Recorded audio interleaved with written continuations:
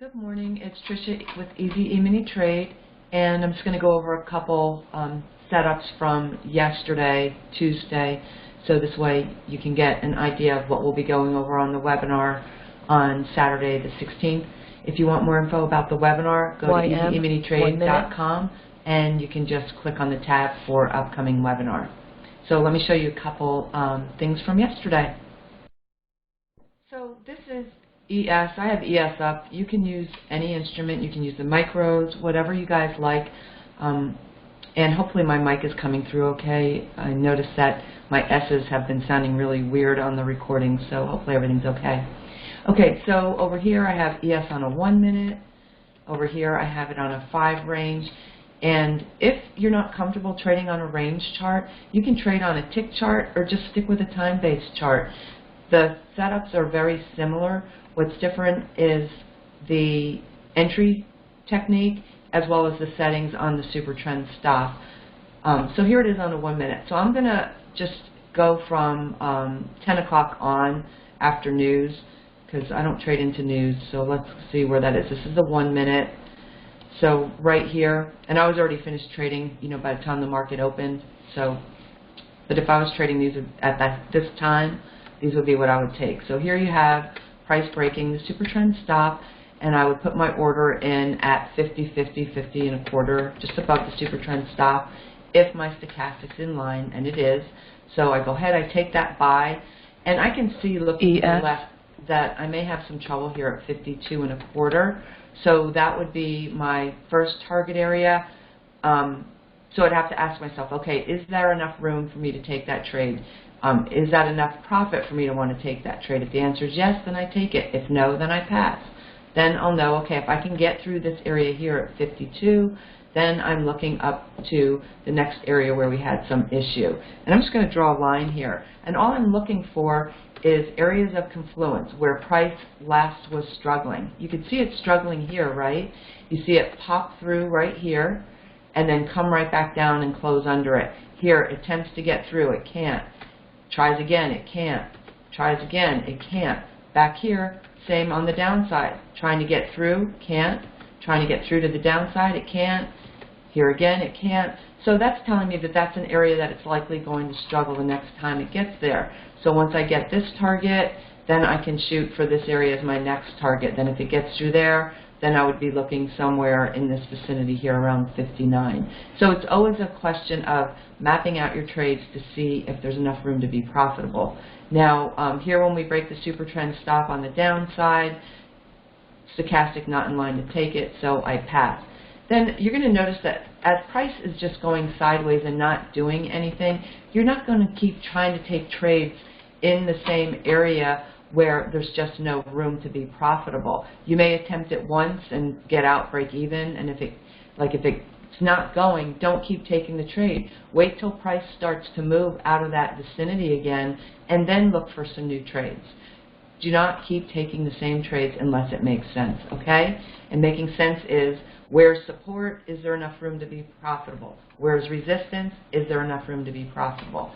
And that will save you so much grief over the rest of your trading life. I can't even tell you how much difference it's going to make. So here's the same picture, but now on a range chart, right? So we're going to go after the news at 10. So that would be right around here. So let's pass on that. And this is a 5 range. If the market's very fast, up the range size. And if it's still really fast, then don't trade a range chart. So here, see price breaking the super trend stop. Actually, here's the first one after news. That's 10:03. It would just depend on how whippy it was after the news. So here I could see price breaking the super trend stop. Technically, it's valid for the short, but this is Gordon's indicator, and it's telling me that there's 50-point gap between these two stochastics. So I know that price is going to either go sideways while that fills or bounce. And you can see here, it does manage to get through this support area before it bounces here. But I would pass on this trade just because if getting in under this bar here would be 48, I have to assume the close from the previous day at 47 and a quarter vicinity is going to hold. So I pass on that one, especially with this telling me that price is likely to bounce, okay? Here you get the buy. technically not valid because the red line here from the stochastics in oversold. The whole point of the stochastics, for the most part, is that it's going to keep you out of this chop back and forth, go nowhere type of environment.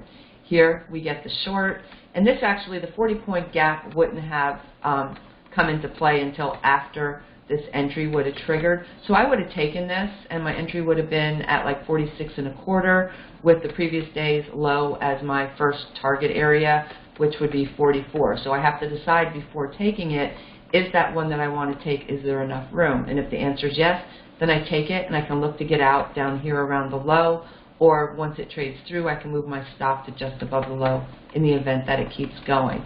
So the difference is that these bars, you're going to get a lot more of them and a lot more opportunity, but the same areas of support and resistance are still going to be true no matter what type of chart that you trade off of. Tick chart, range chart, time-based chart, a Renko chart, regardless, they're all going to give you the same information for where support and resistance areas are. Here I get a buy right here, breaking the super trend, and I'm above the previous day's close, so I would look to the left, and I'd look over here, and I can see this is where price was struggling in this general area here and here. So now I would take this trade, and I would look up here at 51.25 as my first target area, and probably the first area where price is going to have some difficulty.